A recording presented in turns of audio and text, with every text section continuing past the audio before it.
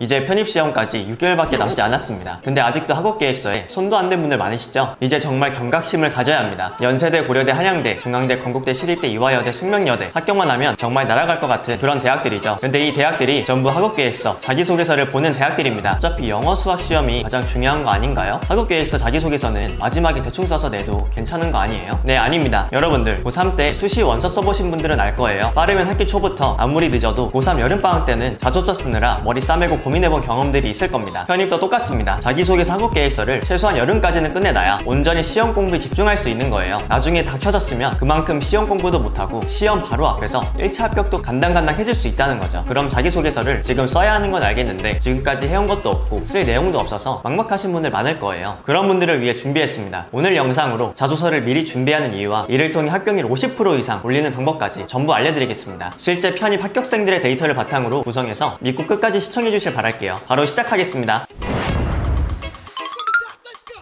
시험만 잘 보면 붙는 거 아닌가요? 편입 서류 대체 왜 중요한 걸까요? 이 세 가지 이유를 말씀드릴게요. 첫째, 반영 비율이 높기 때문입니다. 모집 요강을 보면 서류를 30%에서 40%까지 보는 학교들이 있죠. 이 정도면 필기 한 과목이라 봐도 무방합니다. 둘째, 대학교에서 서류를 보는 이유인데요. 왜 대학들은 굳이 자기소개서까지 평가에 반영하면서 학생들을 뽑을까요? 이유는 바로 중도 탈락률입니다. 예전에는 실제로 자소서 없이 시험으로만 학생들을 선발했었는데요. 이렇게 하니까 합격한 학생들이 대학교 수업을 따라가질 못하고 힘들게 온 학교를 중간에 그만둬버리는 사례가 정말 많았어요. 대학 입장에서는 편입으로 결혼을 겨우 뽑아놨는데 이 학생들마저 떠나가니까 대책 마련이 필요했겠죠. 이걸 해결하기 위해 도입한 게 바로 자기소개서예요. 시험만 잘 보는 학생을 뽑는 게 아니라 학교, 학과에 대한 진정성까지 같이 보기 시작한 거죠. 수시 전형이랑 비슷해졌다고 생각하시면 돼요. 실제로 서류에서는 내가 이 학과와 잘 맞는 사람인지, 내가 이 학과에 들어가기 위해 어떤 노력을 했는지를 보여줘야 합니다. 그래서 실제로 편입에 자기소개서를 도입한 이후부터 편입생들의 중도 탈락률이 낮아졌고 무사히 졸업하는 학생들 숫자가 늘어났다고 합니다. 셋째, 편입은 단 1점 차이로 합불이 갈리는 시험인데요. 이제 1차에서 시험으로 10배수 정도를 뽑고 그 10배수 중에서 2차 서류 전형으로 1배수를 뽑는 식으로 이루어져 있는데 1차에서 뽑는 인원이 많다 보니까 점수대가 비슷한 학생들이 정말 많아요. 예를 들어 합격선이 여기고 이 점수보다 높을 때 합격이라면 이 바로 밑에 있는 학생들이 수두로 빽빽하다는 거예요. 여기서 이제 모여있는 학생들이 합격선이랑 많이 먼 걸까요? 아닙니다. 단 1.2점 차이밖에 안 나는 친구들이 다 여기에 있는 거라고 생각하시면 돼요. 그럼 이 안에서 합격은 어떻게 결정될까요? 시험 점수? 아닙니다. 아까 2차에서 자기소개서나 학업계획서를 본다고 말씀드렸죠. 이 안에서 얼마나 잘 썼느냐에 따라서 1.2점 차이 나는 경쟁자들을 이길 수 있는지가 결정되는 거예요. 그래야 이 커트라인을 넘기고 바늘구멍 같은 편입 TO에 내가 들어갈 수 있는 겁니다.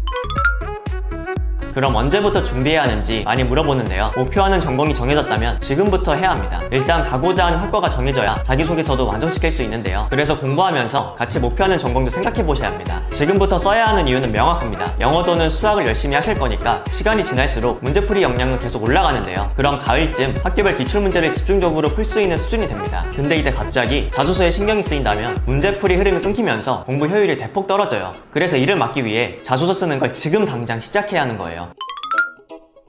지금부터 써야 하는 건 이제 알겠는데 어디서부터 어떻게 시작해야 할지 막막하실 텐데요. 자소서 문항은 학교별로 비슷합니다. 지원 동기, 해당 학과로 오기 위한 노력, 진로 계획 이런 세 가지 문항이 있는데요. 어떻게 적어야 할지 간단하게 짚어드릴게요. 일단 중요한 건 편입 서류는 문항도 단순하고 대단한 내용을 요구하지 않아서 부담을 줄이고 시작하세요. 생각이 많아서 그럴싸한 내용을 지원해야 한다는 부담이 있으면 써질 것도 안 써지고 지지부진 될 수밖에 없습니다. 이어서 말씀드릴게요. 첫 번째로 지원 동기입니다. 지원 동기는 본인의 신상보다는 전공에 대해 중점적으로 쓰는 게 좋아요. 주제 자체가 동기다 보니 본인이 중점적으로 쓰게 되는 건 당연한데요. 다만 너무 과하다 보면 전공에 대한 증정성이 비춰지지 않을 수 있고 자기 얘기만 쭉 늘어놓는 경우를 많이 봤어요. 이를 주의하셔야 하고 무조건 뚜렷한 목표와 목표에 대한 근거가 들어가야 합니다. 여기서 근거에는 이유, 경험, 계획 세 가지가 들어가야 합니다. 나의 첫인상을 보여준 항목이어서 최대한 교수님의 눈길을 끌 수 있도록 작성하세요. 여기서 설득력이 있으려면 객관적인 증거가 동반돼야겠죠. 추상적인 글로만 지원 동기를 설명하는 경쟁자들보다 훨씬 설득력이 있어야 해요. 객관적인 증거는 지원하는 전공과 관련 지을 수 있는 교내의 활동이나 연구가 좋습니다. 주의할 점은 전적대의 비판은 절대 하면 안 되고 꼭 학교가 아닌 학과에 맞춰서 작성하세요. 두 번째는 해당 학과로 오기 위한 노력입니다. 이 항목이 자소서의 핵심인데요. 지원하는 전공을 위해서 학업적으로 노력하는 것이 무엇인지 어필해야 합니다. 본인의 전적대 전공을 연결시키는 방법이 있고 그동안 학점, 학위취득, 편입 영어나 편입 수학을 공부하며 노력해왔던 부분을 작성해도 좋습니다. 동일계 학생들이 유리한 게 사실인데요. 확실히 비동일계 학생보다 더 많이 배웠고 전공 지식이 풍부할 수밖에 없죠. 비동일계는 그런 방법이 없는 없는 건가? 지금 걱정되시죠? 괜찮습니다. 사설 활동으로 커버하시면 돼요. 그럼 사설 활동을 어디서 해야 할지 궁금하실 텐데 거기에 대한 부분은 아래 링크로 연락 주시면 리스트 보내드릴게요. 마지막 진로 계획입니다. 제일 쉬운 항목인데요. 계획은 지원 동기에 맞춰서 시간 순으로 세우면 좋습니다. 지나치게 구체적일 필요는 없고 학업 계획에 무게를 두고 진로 계획은 가볍게 써주세요. 다만 대학원으로 진학한다는 등 어떤 학력을 높일 거다라는 얘기보다는 앞으로 어떤 연구를 하고 싶다, 어떤 공부를 하고 싶다 이렇게 전공과 관련된 내용만 구체적으로 적어주시는 게 좋습니다.